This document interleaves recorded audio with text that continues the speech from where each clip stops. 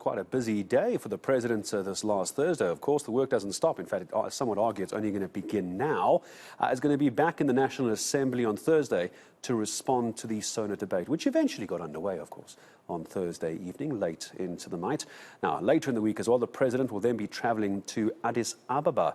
We'll discuss why that is in a moment. So let's get the details from our reporter Heidi Jokos, who's going to be following what the president is doing. And hello to you, Heidi. So besides the president's week ahead, what is the presidency saying about electricity? The Minister of Presidency, what have we heard? We can't wait to hear this new person is. Yes, unfortunately, my charm didn't work, Gareth. Oh, you tried it, that's it. With the spokesperson of the President, Vincent Magwenya, we basically just asked when can we expect the cabinet reshuffle. We do know that there have been talks that the President will most likely reshuffle his cabinet. Of course, now there's a new Minister of Electricity that will be appointed.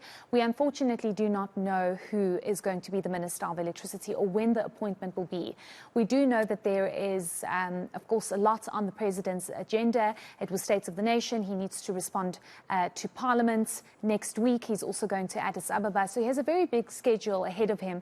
And we do know that the budget speech is expected at the end of February. So the likelihood of a Minister of Electricity being appointed anytime soon might not be the case. It might only be in the next 2 weeks or so, because one must also remember that these appointments and these decisions have a big impact on our markets and the rand, and we do know that there's going to be a decision made about whether or not the country is going to be moved into the grey list on the 24th of February. So all of that needs to be factored in. I don't imagine going into a state of disaster is going to be in favour of not grey listing. In fact, if anything, it could catapult us into it head first. Yes, exactly. So according to the president's spokesperson, he says that the electricity crisis remains top of the agenda and top of the president's list. And as much as South Africans are desperate and wanting to see who's going to be the Minister of Electricity, is it going to be another political head? Is it going to be an engineer? Is it going to be somebody that actually understands the workings and doings of a power utility such as Eskom? Unfortunately, we're going to have to wait a little bit longer. But let's listen to what the president's spokesperson had to say about this.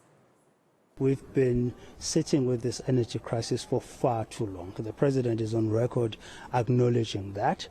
We do not expect any extra patience. We understand the impatience, we understand the frustration, and we are alive to the economic devastation that this electricity crisis is causing. With respect to the cabinet, what you guys call cabinet reshuffle or filling of vacancies in cabinet, the president is applying his mind. On the one hand, you do have the imminent appointment of the Minister of Electricity, but you also have other roles that have no direct bearing to the electricity situation. So the president will soon be making that announcement. I can't give a timeline except to say it's top priority.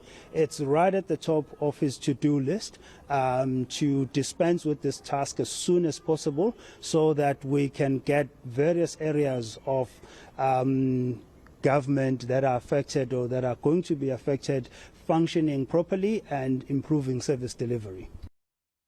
And Heidi, I'll be honest, when we were covering as eNCA the SONA speech and everybody was watching it so closely, it took all of us a moment just to understand that in one paragraph we'd ended up with a state of disaster and this new Minister of Electricity as well. So we had to try and make sense of all of that. But what we still don't know, never mind who it's going to be, what are they actually going to do? Because where are they going to sit between Pravin Gordhan and Gwede Mantashe, two portfolios which should already be overlapping and dealing with this issue? Where does this new position sit? Yes, so that's the thing, Gareth, is that there's been much criticism about the president's decision to move the country into a state of disaster, but also appoint a Minister of Electricity. The criticism is what have the departments of Mineral Resources and Energy done, and the Minister of, or the Department of Public Enterprises, Eskom CEO, and the Eskom board. Why do you need a whole new minister to handle this? And what is it going to mean when and if the electricity crisis is dealt with and we see the end of rolling blackouts? Does that mean that the Minister of Electricity falls away? But it seems as though the presidency is saying that the new regulations will soon be I don't want to use the word gazetted, but they'll soon be highlighted, and they'll soon be, South Africans will soon understand what the state of disaster means. But it's got a lot to do with taking away the red tape and allowing government to try and procure as many megawatts as possible onto the grid, because that's the issue here. We don't have reliable and sustainable electricity at this stage, and our power plants are not performing to full capacity. So how does government move in and enable Eskom and anybody else to put more megawatts onto the grid to allow for us to not see such serious load shedding that we are seeing at this stage? So it seems as though the presidency is saying that they're going to make sure that the state of disaster allows for this to happen and supports Eskom in whatever form and way possible, because it clearly seems as though Eskom needs the support. They need the engineers, they need the skilled people to move in and assist as much as possible. Again, it speaks to the lack of confidence of the people at Eskom at this stage, because surely there should be people at our power utility that are capable of doing this. But government says this is the only way to approach the energy crisis, and they believe that this will take us out of darkness. Let's listen in on that. There are two key things. One is to improve plant performance for Eskom, and the second is to ensure that we get enough new megawatts onto the grid as quickly as possible. So those are the two key, if I should summarize it, those are the two key things that are going to be quite critical for us to be able to do. Plant performance is quite important. And here I think it's quite critical for us to say as government, we are not intending to replace or to interfere in the operational or in the governance or in the managerial responsibility of Eskom. Eskom is an entity in its own right. Its shareholder is DPE, and I think that's quite important to emphasize it. But what we are doing is saying to Eskom, what is it that we can do as government to support you in implementing your recovery generation plan? And that's fundamental. So, for instance, you may have heard, of course, Andre and many of the other ourselves also indicate that there's been problems around procurement of spare parts, procurement directly from original equipment manufacturers, issues around skills, issues around a whole sets of regulatory issues that we can assist, for example, in speeding that for Eskom. That's precisely what we've been doing. That's precisely what we're going to do in the future, so that it can focus on its plant performance.